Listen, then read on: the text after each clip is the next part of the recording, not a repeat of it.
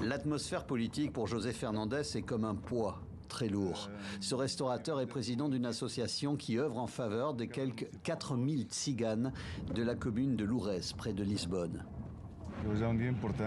Aujourd'hui, c'est un jour important.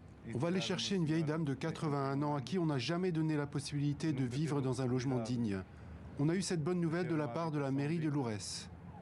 Cette dame, comme beaucoup d'autres tziganes, vit dans ce terrain vague, en bordure de l'aéroport de Lisbonne, l'un des derniers bidonvilles de la région.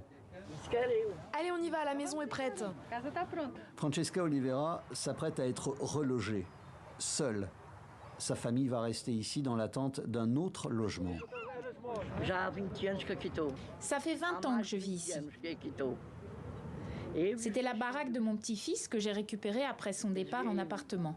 Et maintenant, moi aussi, je vais avoir mon appartement. Ce sera beaucoup mieux. Ici, il fait très froid, on souffre beaucoup. C'est dans cette banlieue du nord de Lisbonne que l'extrême droite a commencé à faire parler d'elle en 2017, en accusant les tziganes d'être accros aux aides sociales et même de se considérer au-dessus de la loi. La crise économique a agi comme une caisse de résonance. Il existait déjà dans la société portugaise des niveaux assez élevés de propos et de comportements racistes, mais il n'avait jamais eu accès à l'Assemblée nationale.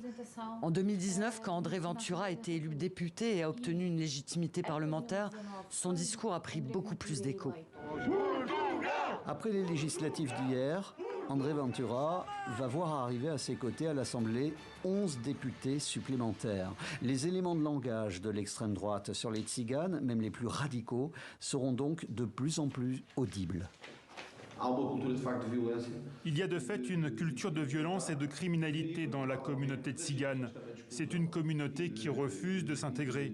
Les tziganes sont au Portugal depuis 500 ans. Ils n'ont jamais voulu s'intégrer.